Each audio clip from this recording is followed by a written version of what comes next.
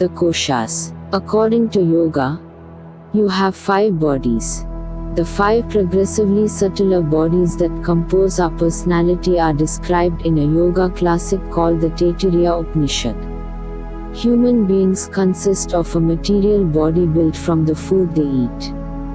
Those who care for this body are nourished by the universe itself. Inside this is another body made of life energy. It fills the physical body and takes its shape. Those who treat this vital force as divine experience excellent health and longevity because this energy is the source of physical life.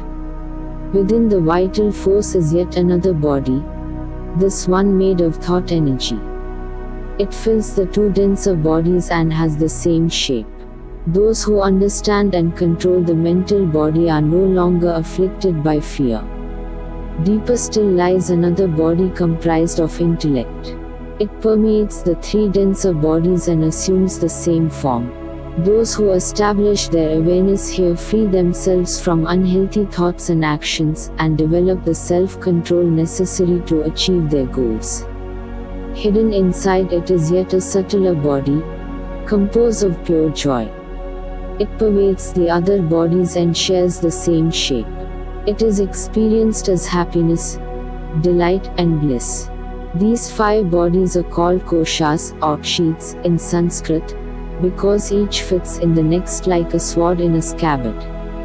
Only the densest is made of matter as we know it, the other 4 are energy states invisible to the physical eye, though we can easily sense their presence inside us when we pay close attention. Since the inner bodies are the source of our well-being during life and are the vehicles we travel in after death, India's ancient yogis developed specific exercises to strengthen and tone each one in turn. Your second body. You're already familiar with your physical body. It's called Anime Kosha in yoga. Maya means made of and Anna means food or physical matter. But yoga also makes you aware of a second body, the organizing field that holds your material body together. This is the life energy that governs your biological processes, from breathing to digestion to the circulation of your blood. It's called Qi in Chinese medicine and Prana in yoga. The ancient Egyptians called it the Ka. Acupuncture and homeopathy don't directly affect your physical body. They work on the vital force that activates and sustains it. Orthodox physicians in the West recognized the importance of the vital force up till the 19th century. But with the development of sulfa drugs and antibiotics, their attention shifted from the energy states underlying human biology to focus exclusively on the physical body itself. The energy body is called the Prana Maya Kosha in yoga. When it ceases to function, your physical body can no longer operate. Your heart and lungs stop working and your cells begin to disintegrate. In Western culture, we strongly identify with our material body, yet without prana supporting and directing it, it can't survive more than a few minutes. Yoga devotes an entire class of practices called pranayama to replenishing the vitality of the pranama kosha. Exercises like diaphragmatic breathing, the complete yogic breath, and alternate nostril breathing are specifically designed to enhance the proper functioning of your second sheath. In addition, getting plenty of fresh air and sunlight is essential for maintaining the health of the vital force. Yoga texts explain that the sun is the ultimate source of prana, and it is said that some advanced yogis go for years without eating. Instead, they simply absorb the prana radiated by the sun. For most of us, however, fresh whole foods are a major source of prana. Your third body.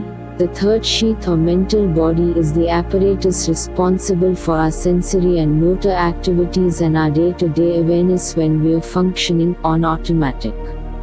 It processes input from our 5 senses and responds reflexively. When we move through life passively, reacting to our environment rather than actively shaping it, our awareness is focused here. Many people, and most animals, routinely operate at this level.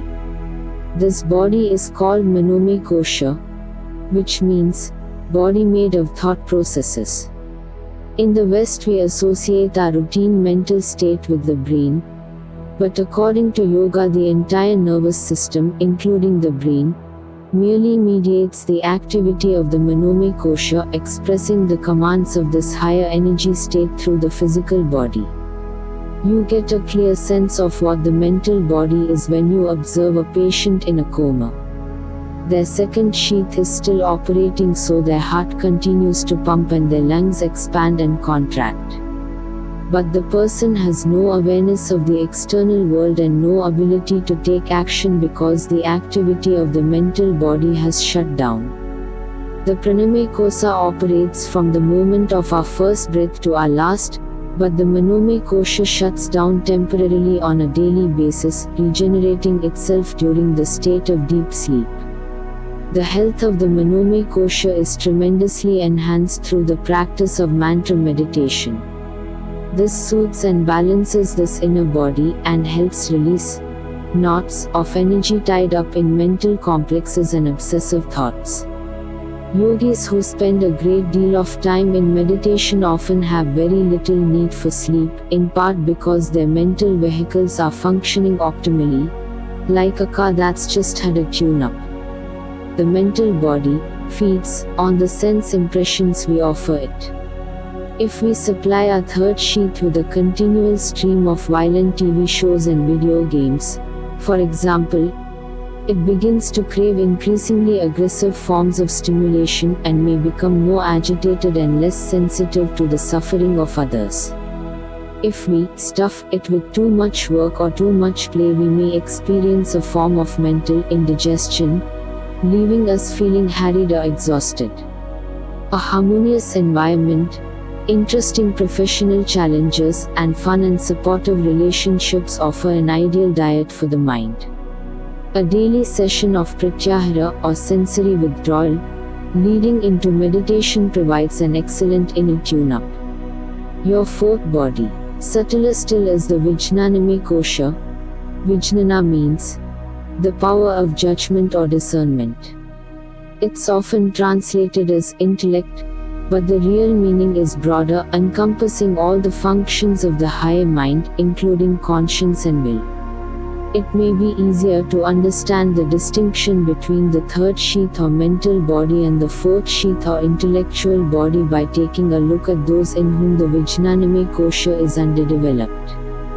One such type is someone who doesn't seem to be in control of her life, who is constantly reacting to circumstances rather than making a decision and responding proactively. This kind of woman has a hard time making up her mind, thinking for herself, or being creative. She has very little willpower and is continually the victim of her own poor judgment. Another example of a deficient fourth sheath is someone without strong personal ethics. He may attend religious services and speak piously about moral values, but when the opportunity arises to benefit himself at the expense of others, he doesn't hesitate to act. His ability to discern between right and wrong is weak. Conscience is a platitude rather than a living experience for him. An activated fourth sheath is what distinguishes human beings from animals. Only humans have the ability to direct their own lives, free from the promptings of instinct, and to make moral choices. The sages considered the development of a healthy Vijnanamaya Kosha so important that they placed the exercises for it at the very beginning of the yoga system. These are the yamas and niyamas, commitments every yoga student is asked to make: not to harm, lie, steal, overindulge, or desire more than you actually need. Instead, you are asked to be content, pure, self-disciplined, studious, and devoted. Jnana Yoga also works with this kosha. This is the path of the intellect in which you are advised to study spiritual truths, contemplate them deeply, and finally incorporate them into the very core of your personality. On this path, your spiritual understanding becomes the food with which you nourish your intellect. As your meditation practice deepens over the months and years, your ability to connect with inner guidance is enhanced. You begin to experience the events in your life, even the painful ones, in a calm and objective manner. Your yogic lifestyle, contemplation, and meditation lead to clarity of judgment, greater intuitive insight, and increased willpower as your Vijnanamay kosha grows stronger and more balanced.